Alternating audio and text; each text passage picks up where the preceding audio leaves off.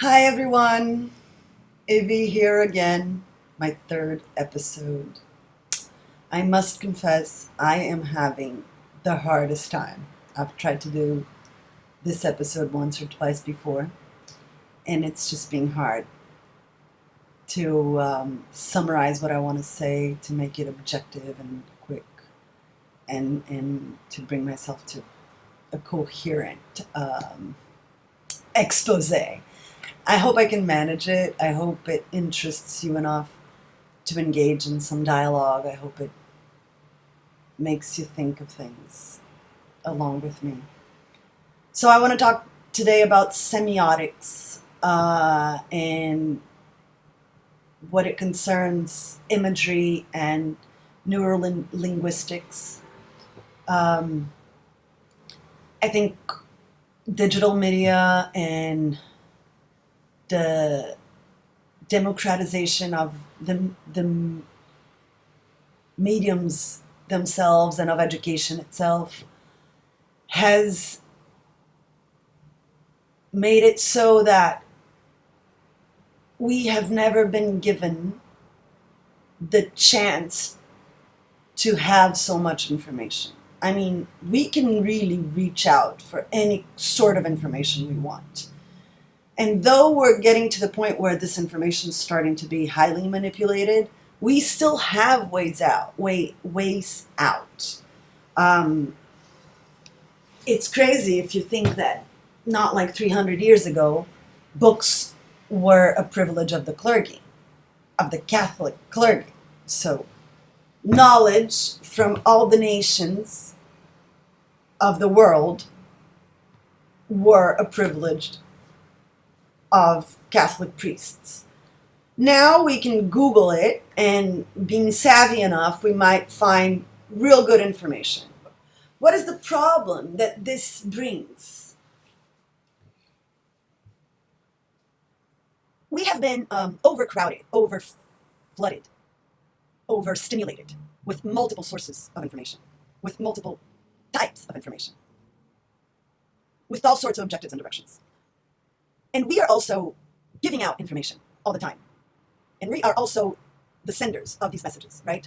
So the more that this environment gets plural, the harder it gets to really understand, or the harder it gets to make yourself clear, I guess. So it becomes really important to pay attention to what you're saying, how you're saying, where you're saying, to whom you're saying it. And that's why I want to talk about semiotics in that sense, about neurolinguistics in that sense, about imagery in that sense. Because a lot of the times we are putting out a discourse that is opposite to what we really want. Sarcasm, for example, I love sarcasm. People who know me well and personally know that I can be very sarcastic, that I have a very acid kind of humor. I am getting better at that because I've been realizing that sarcasm is a very intimate figure of speech. The person who you're talking to needs to know you really well. It's not something that people read easily. It is very easily mistaken for truth. And then it becomes aggressive, and then it becomes the opposite of what you wanted to say. So we have to work on that. When digital media comes and we're all in here talking, we have to know that we're all doing mass communication. And in mass communication, sarcasm and irony just don't really add up. You know, you need poetry, you need a novel to explain sarcasm. You need intimacy, I think. The same goes to the way, the choices of words we make. Neurolinguistics says that our brain doesn't really register anything but the verbs and the nouns we use.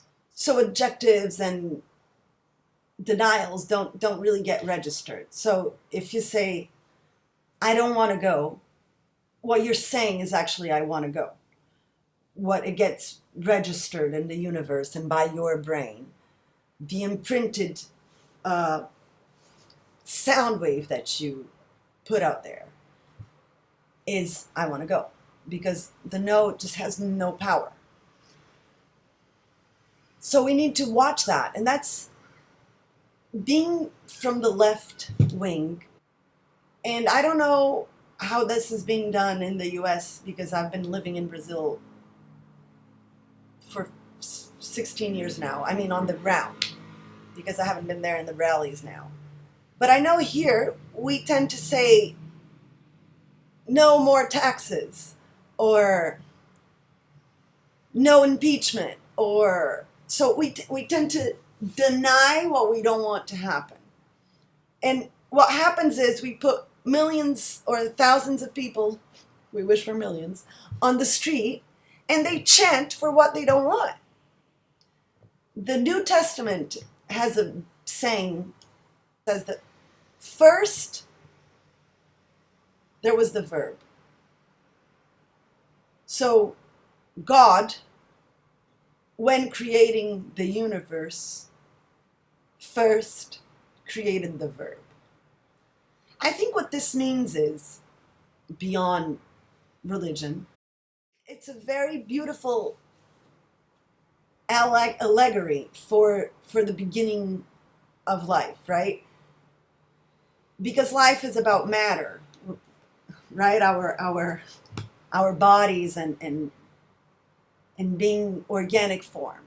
And I think the first stage of matter is sound. Sound is matter. Sound waves are actual, measurable, impactful things. We don't see it, but it exists, and it does impact matter. You have the vinyl, the long plays, vinyl discs. What is that? That is just the sound waves getting imprinted on that material. So you see there that sound is matter. In that sense, all that we do first starts with what we say. So we think, we say, and then it happens. So we have that kind of power of conjuring the future in the sense that our words actually do contribute to the construction of that future. In that sense, we have to be very aware of what we say. And it's funny that the right wing has found that out much earlier than the left wing, that the status quo has found that out. And we that want to change the status quo, that want to have a more fair distribution of power, don't seem to be able to adhere to that. We have to have a proactive discourse, a proactive way of saying things. Cut taxes instead of no more taxes. Feminist rights or Black Lives Matter. I think the Americans are ahead of us. I think you guys have been doing it better. In Brazil, we're still just denying.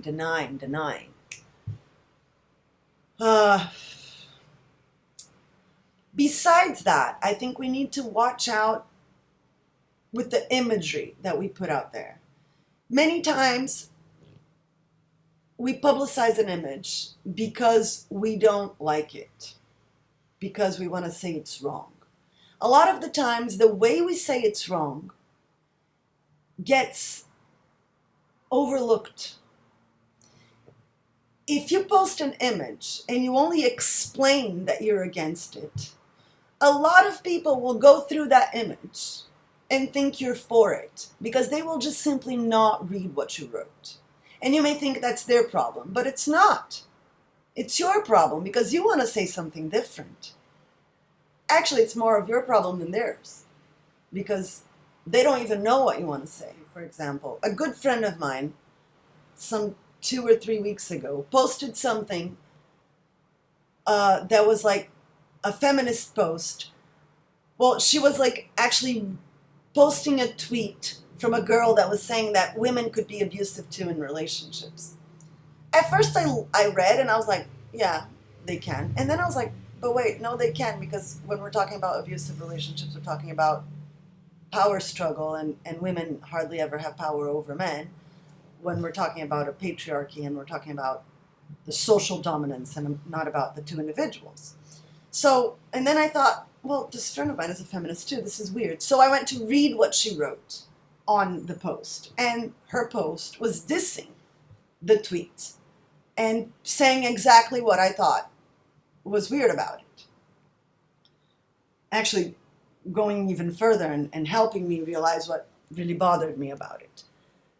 But then I was aware that if I didn't know she was a feminist, I would have thought she was for it. So I wrote that for her. I was like, listen, I totally agree with you, but I have to tell you, the first time I came through here, I thought you were agreeing with this post. So the girl who first tweeted this agreed, and she then put a red X on the post. And then it made clear that she was against it, and then that my friend was against it, and that I was against it. So that's the awareness that I'm talking about, that we need to have on imagery, that is similar with the sarcasm, is that people nowadays are overflooded with information. So we need to be very clear, because we hardly ever have time to delve in. And when we don't delve in, we only reach the surface. We only see your first message. Yeah? So that's what it is. So let's be aware of what we're saying, how we're saying, the images that we are constructing. And that's what I wanted to talk about, to bring this to our awareness and to dialogue. I mean, of course, I can't be aware of everything, but I have to try, because the reception, the medium, and we're all together in creating communication and language. And I think that we need to be more aware of that power of language that is beyond our conscious level of speech. We may be writing everything right. It may make sense. But we need to be aware that subliminal messages are being thrown all the time. And if we want to be clear, and if we are at sorts at an information kind of war, so we need to have all the weapons, or to be aware of all the weapons that are being used against us. Tell me what you think about that, all of that. I know it's a very rich subject. I know there's a lot to be said. I'm no scholar, but I really want to talk about all this. So tell me what you think. If you like the video, give me your thumbs up over there. Subscribe for the channel. I and the many people that live in me, we are on Facebook and Instagram, 2x Ivy on both of them. I'll see you next week. Subscribe.